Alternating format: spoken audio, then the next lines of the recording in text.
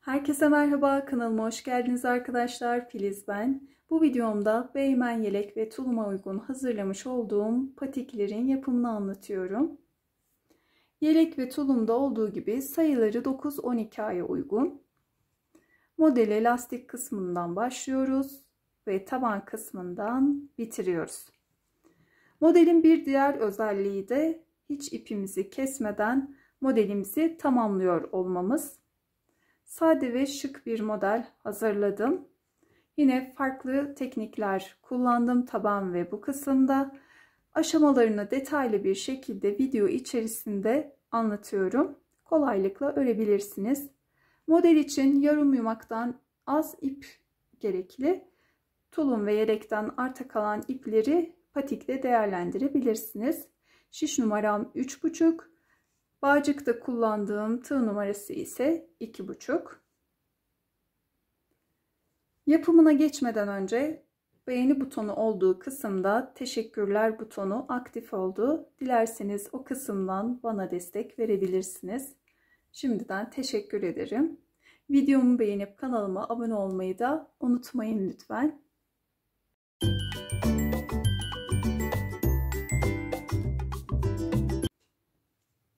Patiğimizi örmeye başlayalım. Modelimize lastik kısmından 35 ilmek atarak başlıyoruz.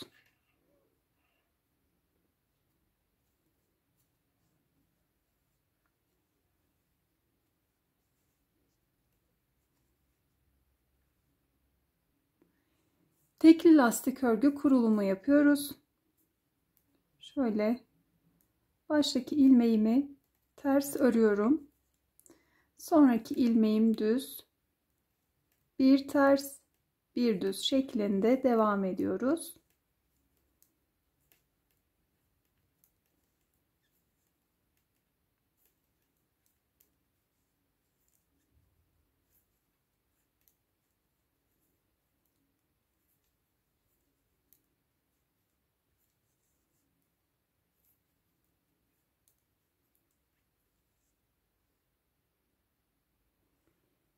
Bir ters bir düz örerek sırayı tamamladım. Son olarak ters ilmek ördüm. İkinci sıraya geçtim. Tekli lastik örgü her sırada şu şekilde örülüyor. Baştaki ilmeğimi ben her zaman örmeden alıyorum. Ters ilmekler ters, düz ilmekler düz örülüyor. Her sırada bu şekilde yapılıyor.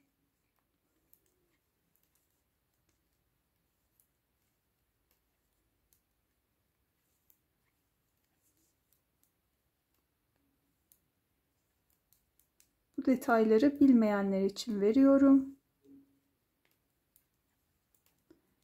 Bu ikinci sıramız ilmek attıktan sonraki.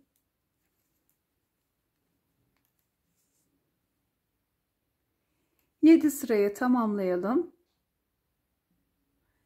7 sıra tekli lastik örgü yaptım. Ön yüze geçtim. Şimdi düz örgü kısmını başlatıyoruz. Bu kısmı. Ön yüzde tüm ilmeklerimizi düz örüyoruz.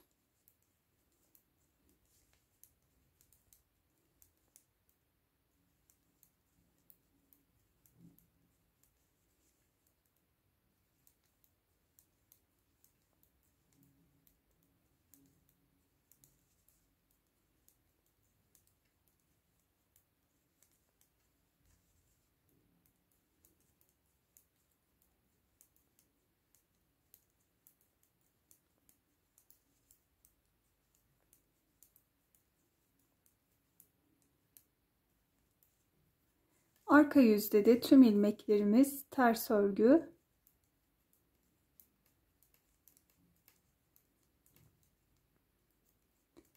Ön yüzde düz, arka yüzde ters örerek bu kısmı 4 sıraya tamamlayalım. Bu şekilde ikinci sıramızı örmüş olduk.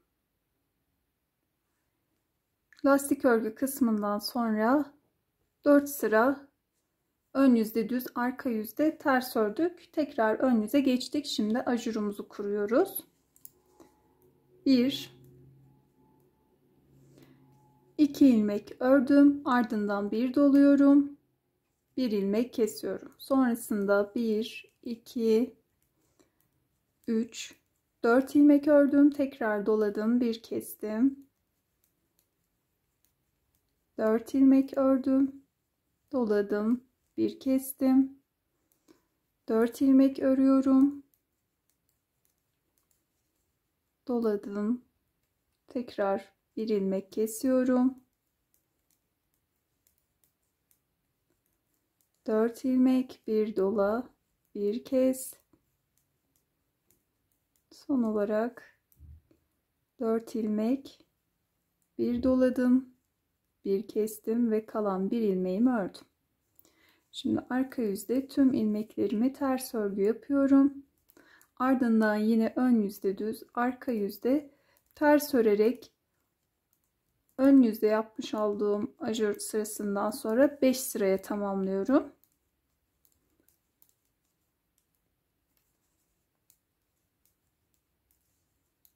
Bu ördüğümüz sırayı da sayıyoruz. Bununla birlikte 5 sıra örüp ön yüze geçelim tekrar.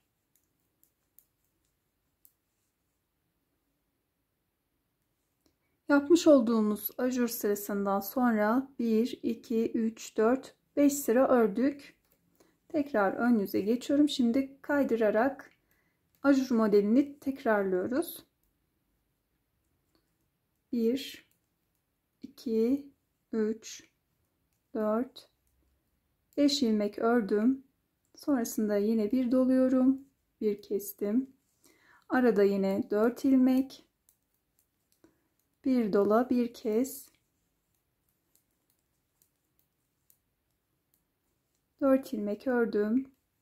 Bir doladım, bir kestim.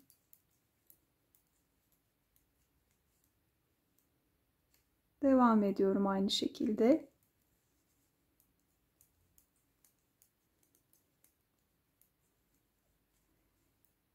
Ve son olarak bir dola, bir kes. Kalan 4 ilmeğimi de örüyorum. Sıramı tamamladım. Şimdi arka yüzde yine aynı şekilde tüm ilmeklerimizi ters örgü yapıyoruz. Toplamda yine 5 sıraya tamamlayalım. Sonrasında bağcık kısmındaki ajur modeline geçelim. 5 sıra örüp ön yüze geçtim. Şimdi bağcık ajuruna başlıyoruz. 3 ilmek ördüm. Sonrasında bir doluyorum, bir kestim. 2 ilmek ördüm. Tekrar bir dola, bir kes, 2 ilmek ör.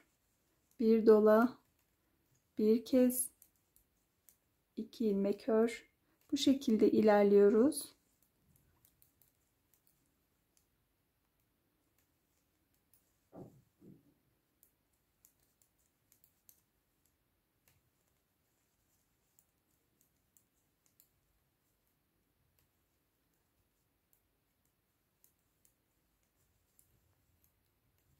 Ve son ajurum. Kalan 2 ilmeğimi de örüyorum. Bu kısımda tamamlanmış oldu. Şimdi yine bir 5 sıraya tamamlayalım. Ardından ön kısmı yapmaya başlıyoruz. Bir 5 sıra daha ördüm. Şimdi patiğimizin ön kısmına geçiyoruz. Burada ayrımlarımız olacak. 12 ilmek, diğer tarafta 12 ilmek. Orta kısım, yani bu kısım, patiğimizin önü de 11 ilmekten oluşuyor. Şöyle bakalım.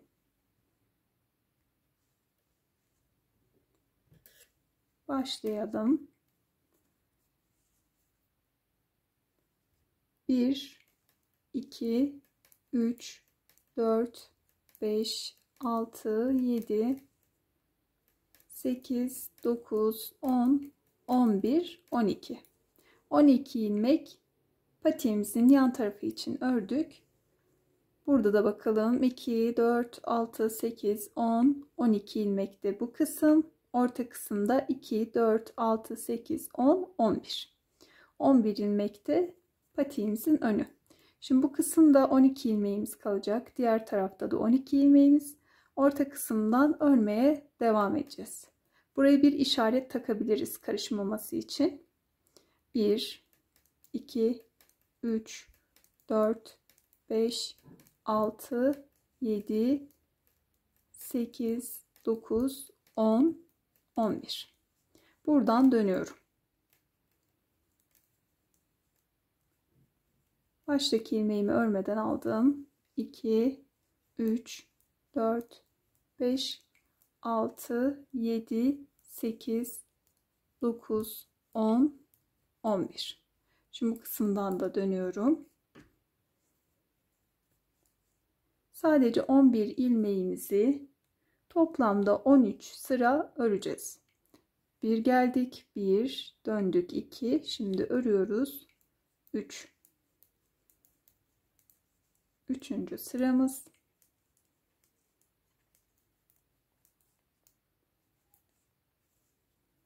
Arkaya döndüm. Dördüncü sıramız.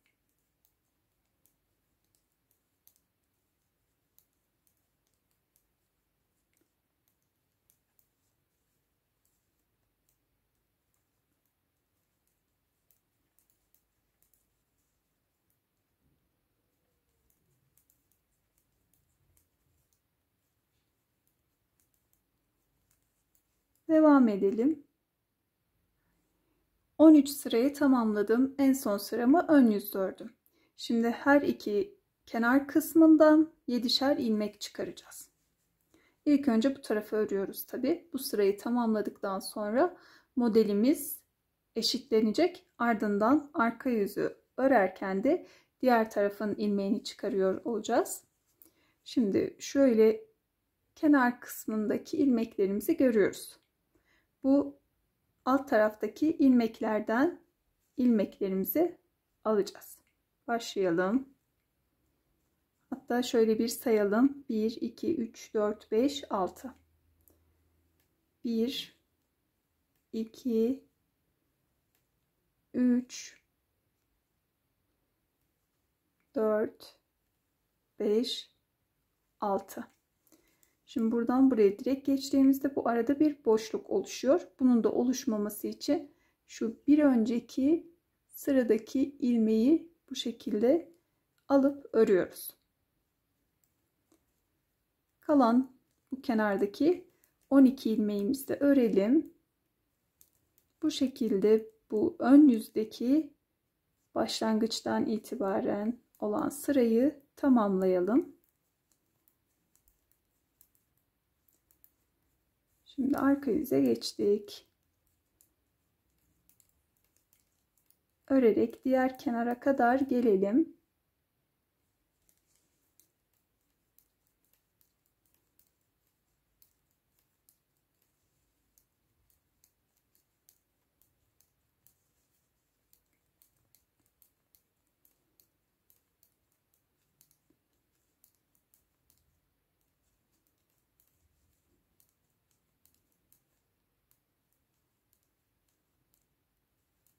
Evet, diğer kenara geldik. Şimdi burayı da tersten yapacağız. Aynı işlemi şöyle ilmeğimizi alıyoruz. Bu kenardaki ilmeğimizi şöyle alalım ya da evet. 1 2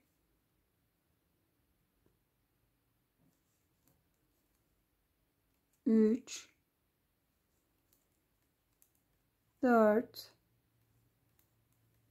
5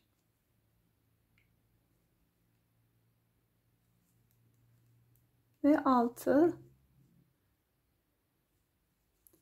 Diğer tarafta arada bir ilmek örmüştük. Onu da yine şu şekilde yapıyoruz. Buradaki ilmeğimizi bir önceki sıradaki ilmeği alıyorum. Ve onu da ördüm. 7. Burayı da 7'ye tamamladık. Kenar ilmeklerini örüyorum. 12 ilmeği. Ve sırayı tamamlamış oluyorum. Bu şekilde arka yüzde bitirdik. Şöyle bir bakalım. ön kısım oluştu. Şu an ben videoyu çektiğimde akşam üzeri. Bunun için ışık düşmeleri oluyor. Bir karanlık, bir aydınlık. Bunun için kusura bakmayın lütfen. Şimdi ön yüze geçtik. Toplamda bir 10 sıra tüm ilmeklerimizi örelim. Sanırım 49 ilmeğimiz oldu. Hatta şöyle bir sayalım kaç ilmeğimiz var. 2, 4, 6, 8, 10, 12, 14, 16, 18, 20, 22, 24, 26, 28, 30, 32, 34, 36, 38, 40, 42, 44, 46, 48, 49. 49 ilmeğimizi ön yüzde düz, arka yüzde ters örerek 10 sıra örelim. Ardından devam edelim. Tüm ilmekleri 10 sıra ördüm. Şöyle ön kısmın bitişinden itibaren 2, 4, 6, 8, 10. 10 sıra ördük. Patiğimizin bu alt kısmındaki hattı yapıyoruz şimdi. Kısaca bu kısımdaki işlem ilmek birleştirerek yapılan bir işlem. 4 sıra içerisinde yapacağız. Şöyle 1, 2, 3, 4. sıradaki bu ilmek sırasını kullanacağız. Bunun da bu alta bakan değil de üste bakan bu ilmeklerini kullanarak yapacağız. Başlayalım. Şimdi buradan itibaren sayıyorum. 1, 2, 3, 4. İlk önce bu kenar kısmındaki ilmeği alıyorum. Baştaki ilmek ile birleştiriyorum. Buradan başlayalım. Şöyle bir, hatta önce şunu sağ şişimize alalım. Ardından bu kenar kısmındaki ilmeğe geçirelim. Evet. Sonra da tekrar sol şişe aldım ve ikisini birlikte ördüm. Bu kalıyor şişimizde. Sırayla ördükçe bu şişimize aktarma yapacağız. Sıradaki şişimi yine sağa aktarıyorum. Bakıyorum. 4. sırayı sayıyorum. Şöyle 1, 2, 3, 4. 4. sıranın bu üste bakan ilmeğini alıyorum. Alt taraftaki değil de üst taraftakine. Yani ördüğümüz bu ilmeğin tam hizasındaki bu ilmeği alıyoruz. Şöyle hizaladığımızda 1, 2, 3, 4. 4.'yü alıyoruz. Buna geçtiğimizde de yine 1, 2, 3, 4. Bunu alıyoruz. Bu şekilde birleştiriyoruz. Şimdi buradan bakıyorum. 1, 2, 3, 4. Bu oluyor. İlmeğimi aldım. Sol şişe aktardım. Diğerini de sağ şişten sola aldım ve ikisini birlikte ördüm. Tekrar bunu aldım. Hemen hizasından bakıyorum. 1, 2, 3, 4.'yü saydım. Aldım ikisini. Birlikte ördüm. Tekrar. 1, 2, 3, 4 aldım. İlk önce tabii sağa aktaralım. Aldım. Birlikte ördüm.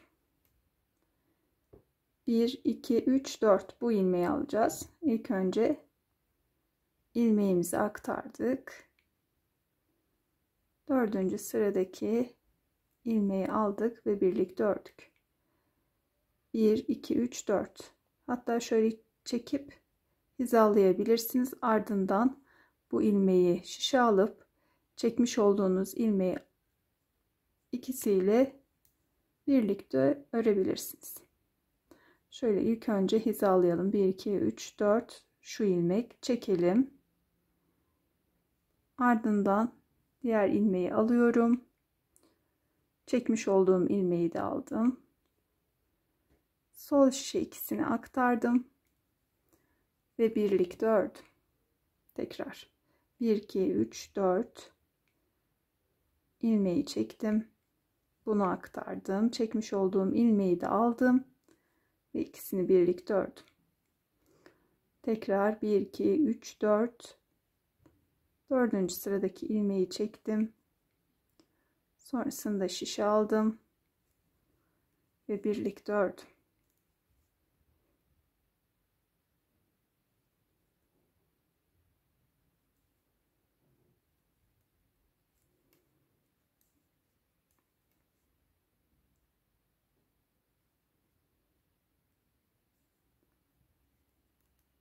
Zor gibi görünse de aslında kolay bir işlem. Hele ki bu ilmek çekme yöntemiyle daha da kolay, şaşırmadan, kaydırmadan yapabiliyorsunuz.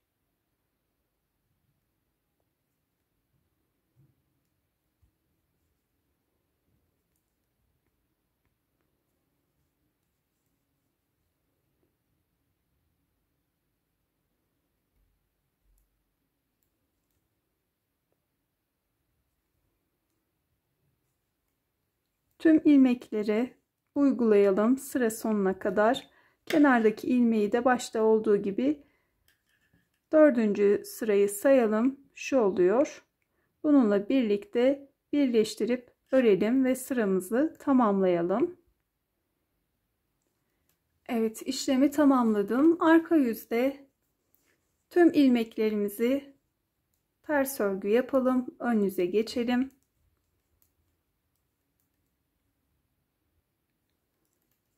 Ön yüze geçtim. Şimdi patiğimizin taban kısmını yapacağız. Farklı bir teknik uyguladım. Şimdi burada da böyle biraz karışık görünse de yine güzel bir taban uygulaması yapacağız. Yine tabanımızı 3'e bölüyoruz. Bu ön kısımda yaptığımız gibi. Şu şekilde 18, 13, 18 şeklinde. Şimdi isterseniz bu kısımlara sayıp işaret takabilirsiniz. Bu sırada kesmelere başlayacağız çünkü. Şöyle bir ilk ilmeğimizi örmeden alıyoruz. Ardından bir ilmek kesiyoruz.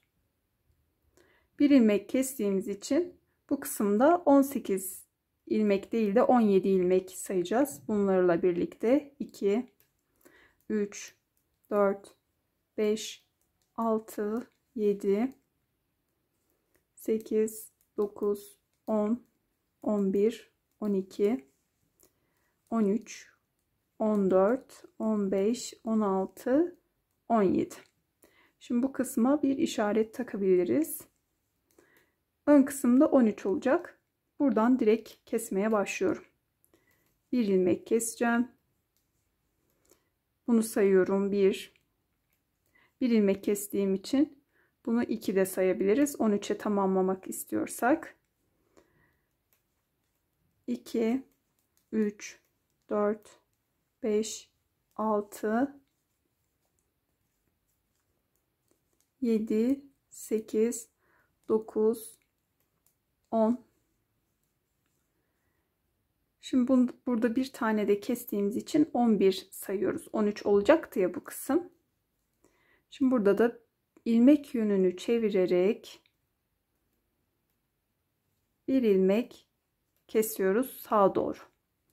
Burada 2, 4, 6, 8, 10, 11 ilmeğimiz kaldı. Başta ve sonda birer ilmeğini kestik. 13 ilmekten 11 ilmek kaldı. Şimdi bu tarafta da 18 ilmeğimiz var. Sıra sonunda 3 ilmek kalana kadar örelim.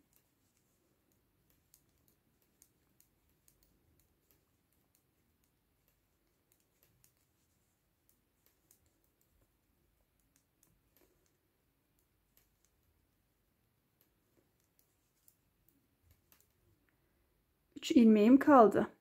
2 ilmeğin yönünü sağa çevirdim. Bir ilmek de bu kenarda kestim. Bu işlemi ön yüzde ve arka yüzde yapıyoruz. 1, 2, 3, 4 yerde. arka yüze çevirdim.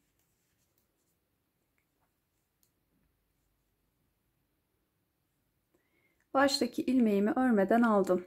Sonrasında 2 ilmeği birlikte ters örerek kestim.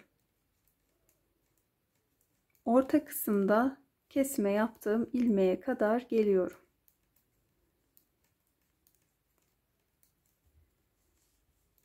...17 ilmek kalmıştı ön yüzde bir ilmek kestiğimiz için. Şimdi arka yüzde de bir ilmek kestik.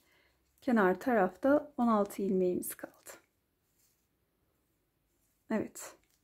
Şöyle bir bakalım. 2, 4, 6, 8, 10, 12, 14, 16. Bunu bu şekilde sayarak da yapabilirsiniz. Kesme yaptığımız ilmek, ön yüzden de bakabiliriz. Burada da ilk 2 ilmeği birlikte örüp bir ilmek kestim. Ortada 1, 2, 3, 4, 5, 6, 7 ilmek ördüm. Bu kesme yaptığım ilmek, ön yüzden bakıyorum. Bakın. Bir ilmek de ortada. Bunu da aslında şöyle yapıyoruz. Yönünü çevirmemiz lazım. Bu kenardaki 2 kesme yerinde de ilmek çeviriyoruz. Şu şekilde. Çevirdik. Bunu da bu şekilde çeviriyoruz. Ardından ikisini birlikte ters örerek kestik. Sıra sonunda 3 ilmek kalana kadar kenardaki ilmeklerimi örüyorum.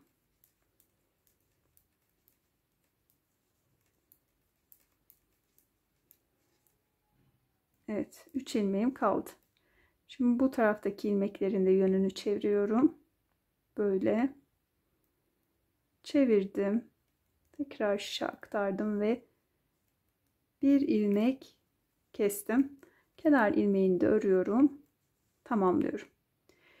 Ön yüzde de arka yüzde de bu son 2 kesme yerinde ilmeklerimizi çevirip öyle kesiyoruz. Arka yüzde de son 2 kesme yerinde, ön yüzde de yine son 2 kesme yerinde ilmek çeviriyoruz. Şimdi ön yüze geçtim. Zaten bu işlemleri bu şekilde tekrarladığınızda bir sorun olmadan örebilirsiniz. Baştaki ilmeğimi örmeden alıyorum. Bir ilmek kestim. Sola doğru. Kalan ilmeklerimi örerek orta kısma geliyorum.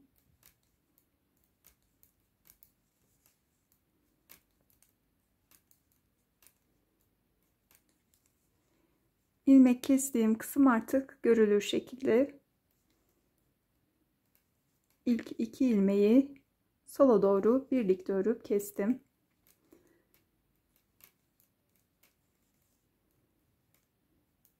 Beş ilmek ördüm. Kalan 2 ilmeği yönünü çevirdim sağa doğru birlikte örüp kestim. Sıra sonunda 3 ilmek kalana kadar örüyorum.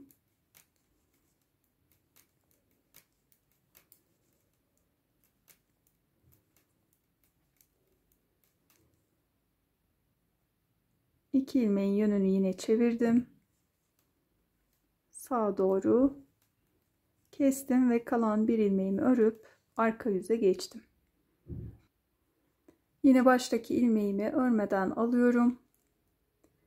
2 ilmeği birlikte örüp bir ilmek kestim. Orta kısımdaki ilmek kestiğim yere geliyorum.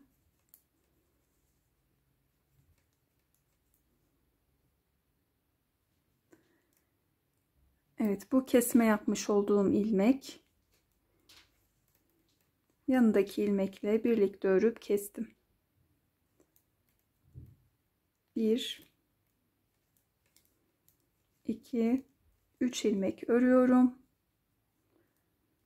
Bu ilmeklerin yönünü çevirdim. 2 ilmeğin ardından bir ilmek kestim.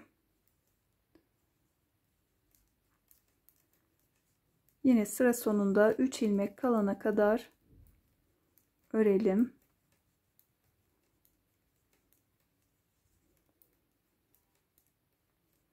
Üç ilmeğim kaldı. Yönlerini bu şekilde çeviriyorum ve tekrar şişimi alıyorum. Sonrasında da birlikte örerek kestim ve kalan ilmeğimi ördüm. Ön yüze geçiyorum. Baştaki ilmeğimi aldım. Örmeden bir ilmek kestim.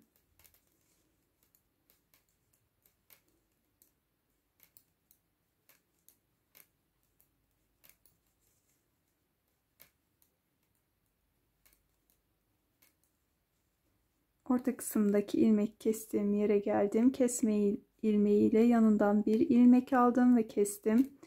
Ortada bir ilmek ördüm. 2 ilmeğin yönünü sağa çevirdim, kestim.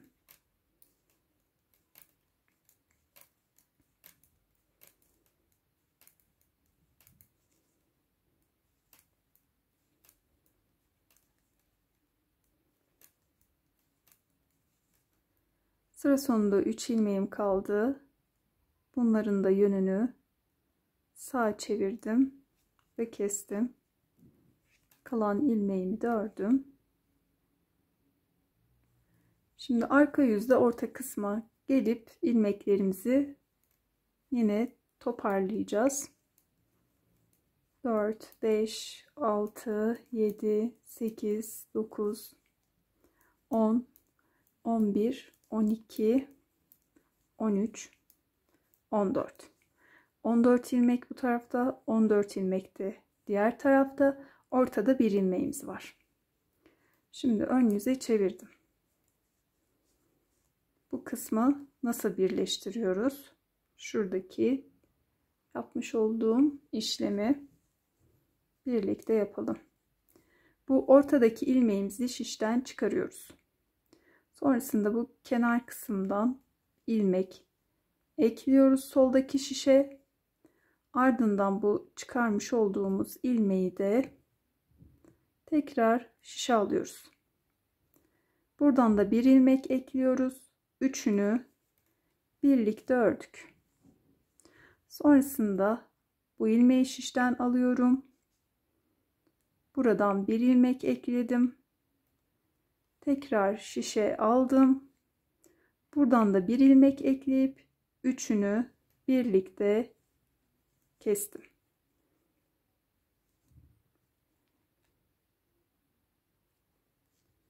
Tekrar şişe aldım. Buradan da bir tane ekledim. Üçünü birlikte ördüm. Şişten çıkardım. Sol şişe sağdan bir ilmek ekledim. Çıkarmış olduğum ilmeği tekrar şişe aldım. Buradan da bir tane ekledim. Ve üçünü birlikte ördüm. Şişten çıkardım. Sağdan bir ilmek aldım. Şişe tekrar aldım. Buradan da bir tane ekledim ve üçünü birlikte örerek kestim. Bu şekilde işlemi ilmeklerimiz bitene kadar tekrarlıyoruz.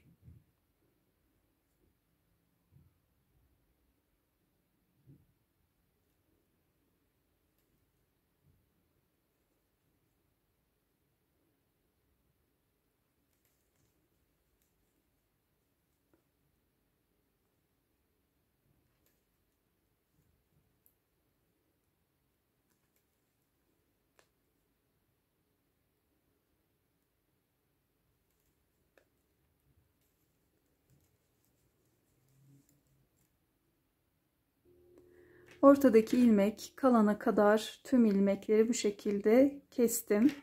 Şimdi şöyle bir zincir çeker gibi yaptım. Dikişini ayarlayacak kadar ip kesiyorum. Ve modelimizin örgüsü tamamlanmış oldu. Şimdi ön yüzden dikişini yapıyoruz. Dikişimizi bu kenar kısımlardan ilmek aralarından geçerek yapıyoruz.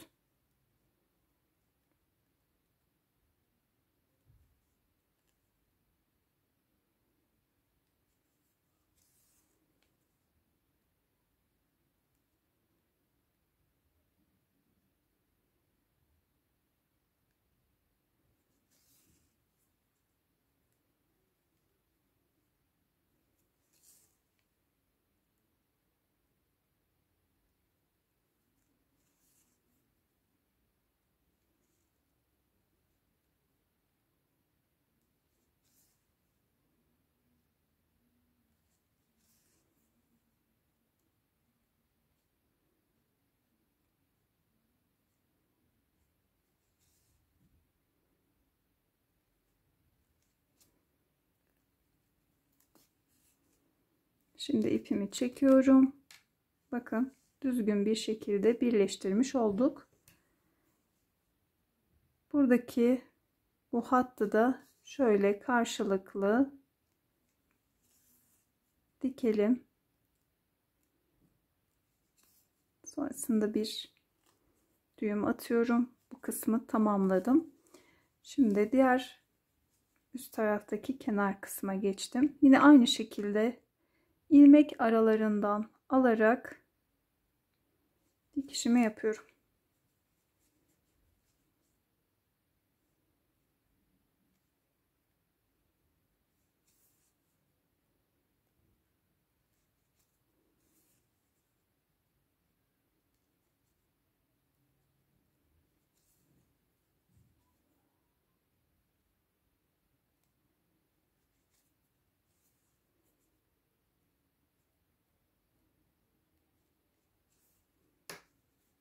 Dikişimizi yaptıkça ipimizi çekip dikişimizi düzeltelim.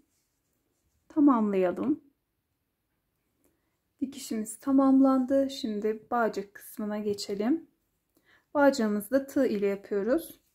İlk önce şöyle bir 70-80 santim kadar ipimizi ayırıyoruz. Tam bu kısımdan başlıyoruz.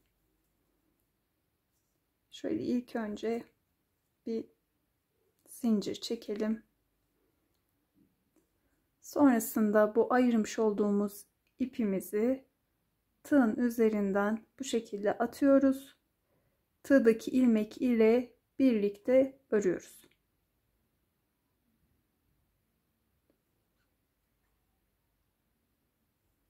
Tığ numaram 2,5.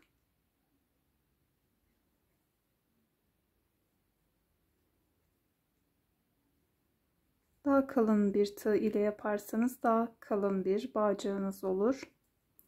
Daha ince bir tığla da ince bir bağcık elde edebilirsiniz.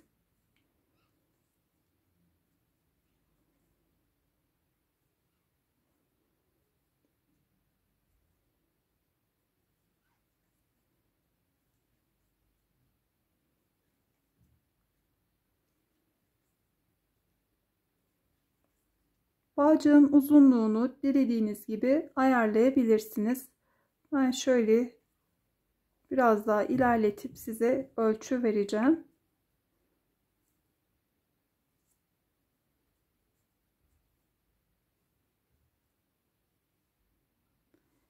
Bağcığı tamamladım. Şöyle bir 50 santim kadar uzunluğunu yine dilediğiniz gibi ayarlayabilirsiniz. Şimdi şöyle patiğimizi ön kısmına bakalım. Burada 2 ajur yuvamız var. Şöyle sağ taraftan başlayıp geçirelim.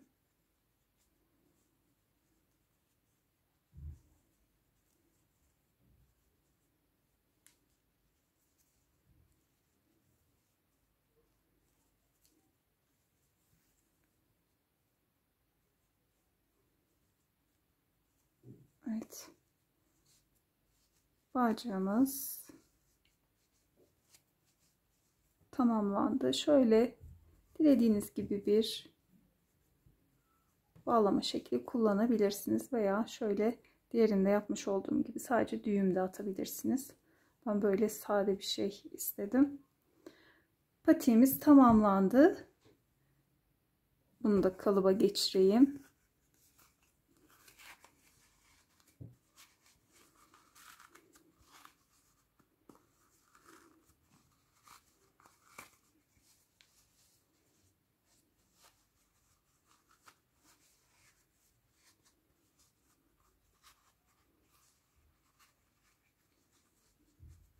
Evet, patiğimiz hazır.